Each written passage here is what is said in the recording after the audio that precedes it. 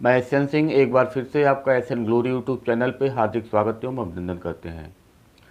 जैसा कि आप जानते हैं, बीएड सेकेंड ईयर की परीक्षा की तैयारी के क्रम में प्रथम प्रश्न पत्र के अंतर्गत हम चर्चा कर रहे थे शिक्षण के विभिन्न स्तरों की। तो विभिन्न स्तरों का हमने चर्चा किया, स्मृति स्तर, बोध स्तर, चिंतन स्तर। उसके बाद हमने चर्चा किया बुनियादी शिक्षण प्रतिमान जो रॉबर्ट ग्लेसन ने सन 1962 ईस्वी में दिया था। आज हम चर्चा करेंगे कक्षा उपागम क्लासरूम अप्रोच के अंतर्गत पाठ योजना या लेसन प्लान किसे कहते हैं, यह क्यों महत्वपूर्ण है, यह आवश्यक क्यों है, इसके उद्देश्य क्या हैं, इसकी आवश्यकता क्या है, इसका महत्व क्या है, इस पर चर्चा आज किया जाएगा। तो क्लासरूम अप्रोच या कक्षा उपागम के अंतर्गत अगर हम चर्चा करें तो पाठ योजना एक महत्वपूर्ण अंग है।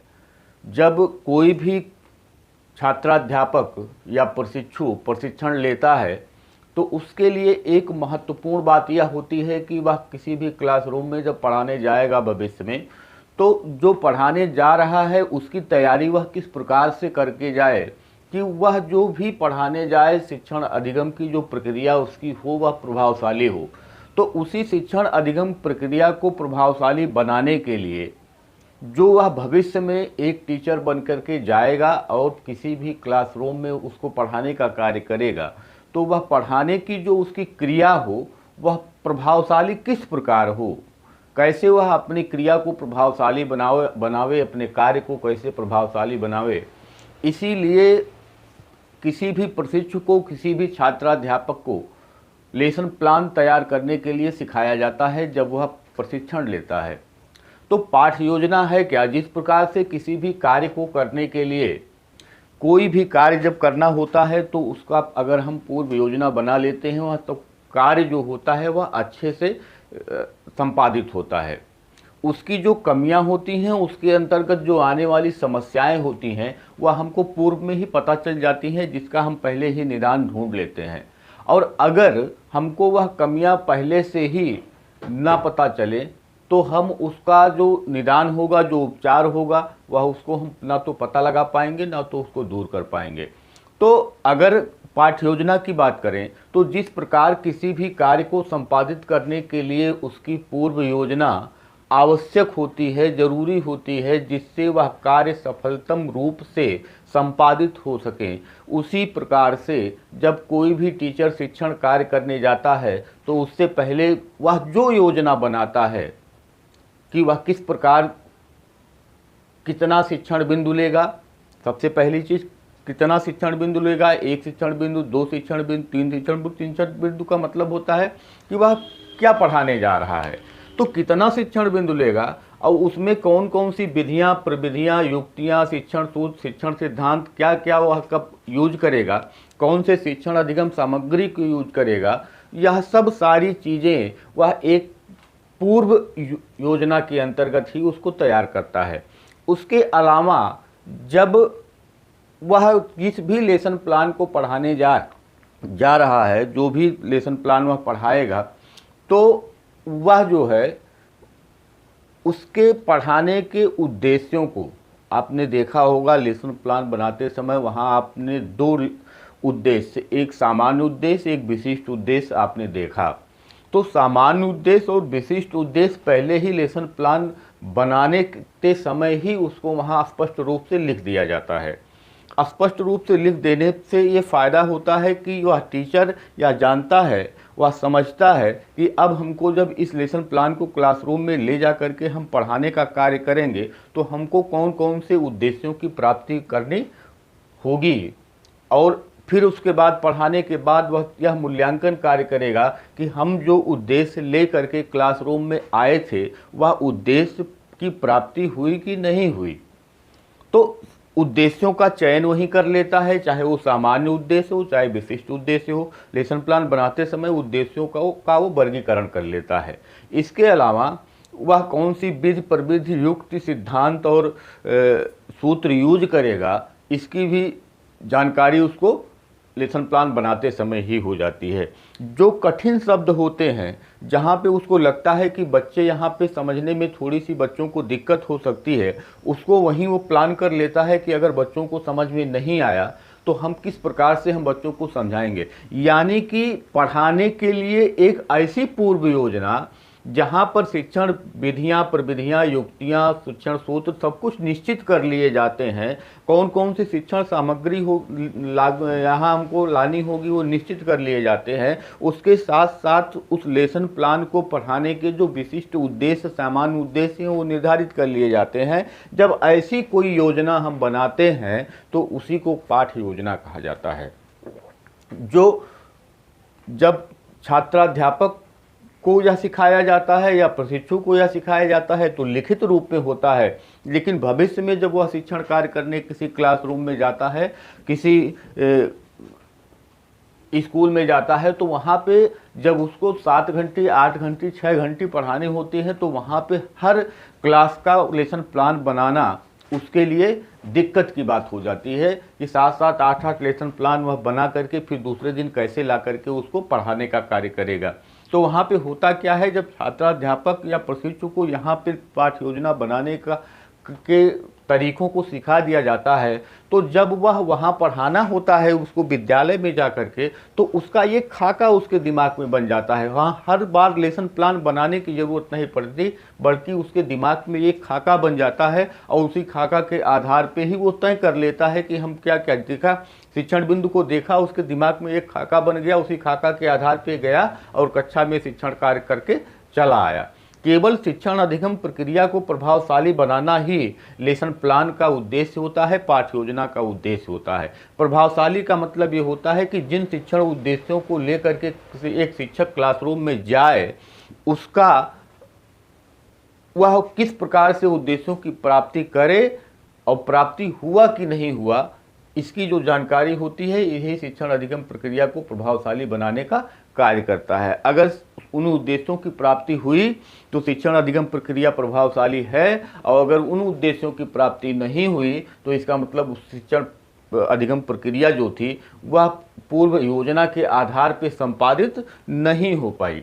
तो पाठ योजना के बारे में हमने आपको बताया कि जब किसी भी पाठ को लेकर के, किसी भी शिक्षण बिंदु को लेकर के पहले से ही हम उसके उद्देश्यों का वर्गीकरण कर लेते हैं, उसमें कौन कौन से हम विधियां लगाएंगे, प्रविधियां लगाएंगे, युक्तियां लगाएंगे, सिद्धांत लगाएंगे, शिक्षण सूत्र लगाएंगे, ये सारी चीज़ें जब हम निश्चित कर लेते हैं, और इसके अलावा हम यह निश्चित कर लेते हैं कि कौन कौन से शिक्षण सामग्रियों के द्वारा, शिक्षण सहायक सामग्रियों के द्वारा कक्षा शिक्षण किया जाएगा, तो यह जो सारा प्लान हम कुछ करते हैं वही लेसन प्लान होता है, वही पाठ्य योजना होता है।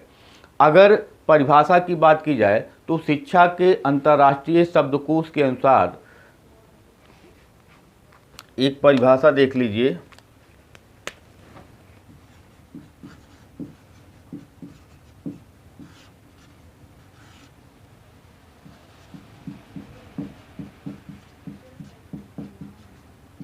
अंतर्राष्ट्रीय शब्दकोश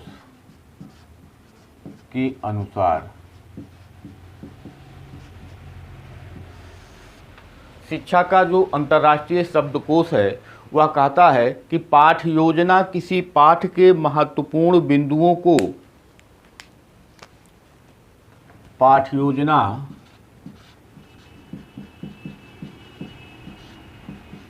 किसी पाठ के महत्वपूर्ण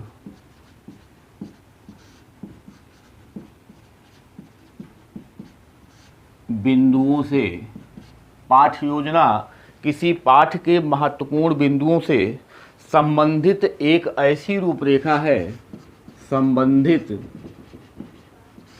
एक ऐसी रूपरेखा, संबंधित एक ऐसी रूपरेखा है जिसमें उनको उसी क्रम में व्यवस्थित किया जाता है जिनमें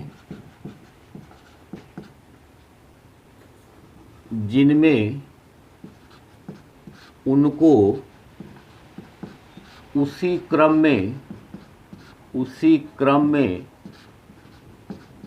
व्यवस्थित किया जाता है,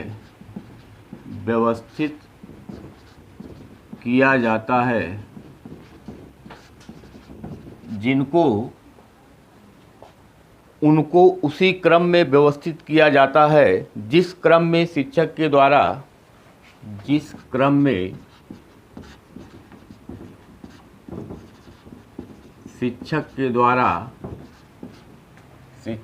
द्वारा छात्रों के सामने प्रस्तुत किया जाना है।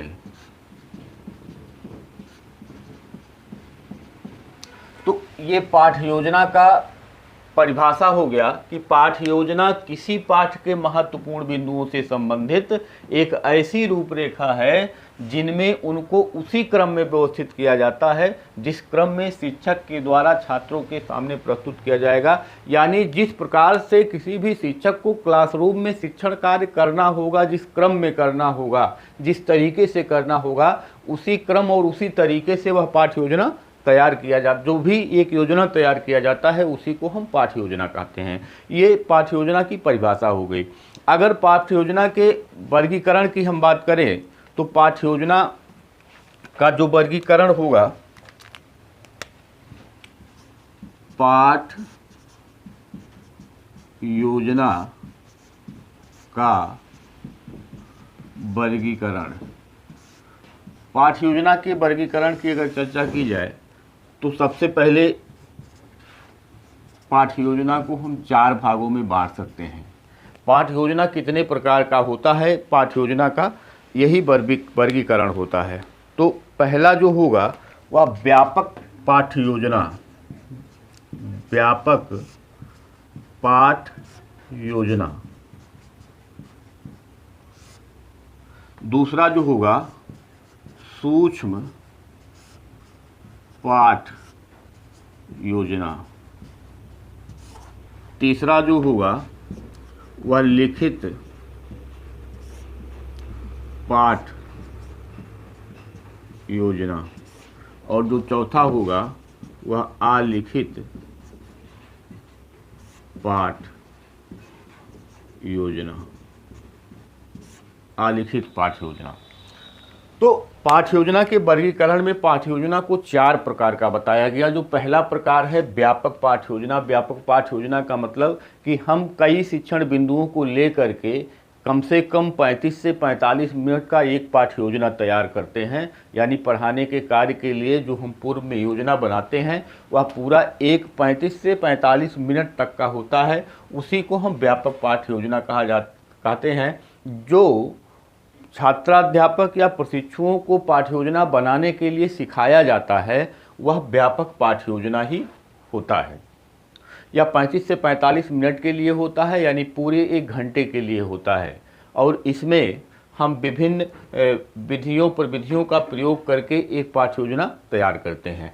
सूक्ष्म पाठ योजना के विषय में अगर हम जानने का प्रयास करेंगे तो यहाँ हमको पता चलेगा कि सूक्ष्म पाठ योजना सभी कौशलों को मिला करके नहीं बनाया जाता है, बल्कि किसी एक विशिष्ट कौशल पे ही बनाया जाता है। जैसे अगर प्रस्तावना कौशल की चर्चा हो रही है तो केवल पाठ प्रस्तावना की ही बात वहाँ होगी, एक ही कौशल की बात होगी। श्यामपट्ट लेखन कौशल की बात हो रही है तो केवल श्यामपट्ट लेखन कौशल का ही यहाँ केवल लेसन प्लान बनेगा, उसके अलावा कुछ नहीं बनेगा। तो सूक्ष्म पाठ योजना जो होता है वह छोटे से क्लास के लिए, छोटे से समय के लिए यह होता है, यानी 4-5 लोगों को ही पढ़ाना होता है केवल, और ये 5 से 10 मिनट ही पढ़ाना होता है, और केवल उसी शिक्षण कौशल पे ध्यान देना होता है जिस शिक्षण कौशल के लिए एक सूक्ष्म शिक्षण पाठ योजना बनाया गया है। यानी कि यहाँ पे केवल एक ही कौशल के बारे में ही हम चर्चा करते हैं और उसी पे केवल ध्यान देते हैं। छोटी सी कक्षा में छोटे से समय यानी 5 से 10 मिनट के लिए ही यह करना होता है। उसके बाद लिखित पाठ योजना, जो लिखित रूप में, जैसे व्यापक पाठ योजना हम बनाते हैं जब छात्राध्यापक या प्रशिक्षु से बनवाते हैं तो वह लिखित पाठ योजना होता है, तो लिख के आता है, इसीलिए उसको लिखित पाठ योजना कहा जाता है। अगर अलिखित पाठ योजना की बात करें तो जब एक शिक्षक क्लासरूम में पढ़ाने जाता है तो वह बार बार केवल लेसन प्लान को लेकर के नहीं जाता है, तो वहाँ क्या होता है, वह शिक्षण बिंदुओं को लेकर के एक खाका अपने दिमाग में तैयार कर लेता है और उसी को कहा जाता है आलिखित पाठ्य योजना। तो पाठ्य योजना जो है वह 4 प्रकार का हो गया। अब अगर हम चर्चा करें कि पाठ्य योजना का महत्व क्या है, पाठ्य योजना का महत्व क्या है, पाठ्य योजना का महत्व, पाठ्य योजना का महत्व, पाठ्य योजना का महत्व क्या है, इसमें पहला कह सकते हैं कि समय और श्रम की बचत होती है। दूसरा, कोर्स समय से पूरा करने में सहायक होता है। तीसरा कह सकते हैं, तीसरा इसमें हम कह सकते हैं कि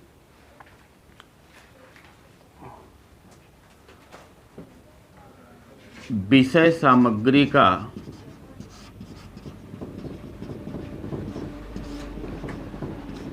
उचित चयन में सहायक। चौथा कह सकते हैं विधियों यानी शिक्षण विधियों, प्रविधियों, युक्तियों,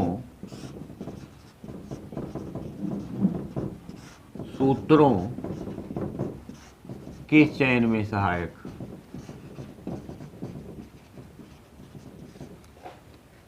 विभिन्न युक्तियों, सूत्रों के चयन में सहायक होता है। उचित प्रस्तुतिकरण में सहायक, उचित प्रस्तुतिकरण में सहायक। आत्मविश्वास में वृद्धि, आत्मविश्वास में वृद्धि। तो इस प्रकार से हम देख रहे हैं कि विभिन्न जो इसके महत्व हैं, गृह कार्य को प्रोत्साहन,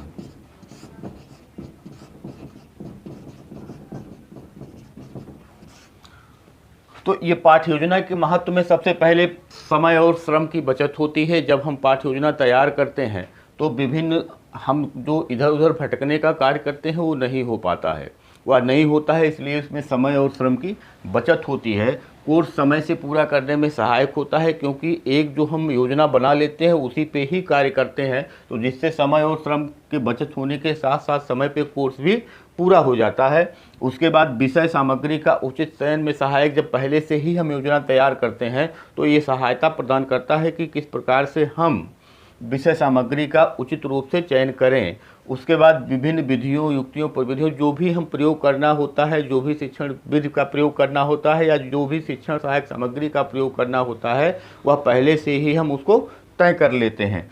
इससे क्या होता है, उचित प्रस्तुतिकरण में सहायक होता है। जब पहले से ही हमारी तैयारी होती है तो प्रस्तुतिकरण में आसानी होती है और उससे शिक्षक के आत्मविश्वास में वृद्धि होता है। और जब रोज़ रोज़ यही कार्य करना होता है तो गृह कार्य जो होता है उसमें उसको प्रोत्साहन मिलता है, निरंतरता आती है। तो यह पाठ्य योजना के बारे में, पाठ्य योजना का अर्थ रहा, पाठ्य योजना की परिभाषा रही, पाठ्य योजना का वर्गीकरण रहा और पाठ्य योजना के महत्व के बारे में हमने आज चर्चा किया। अगले वीडियो में हम चर्चा करेंगे कि अब इसके आगे सूक्ष्म शिक्षण के बारे में थोड़ी सी चर्चा होगी कि सूक्ष्म शिक्षण क्या है और वह क्यों हमारे लिए महत्वपूर्ण है। अब आज के लिए बस इतना ही। धन्यवाद, नमस्कार।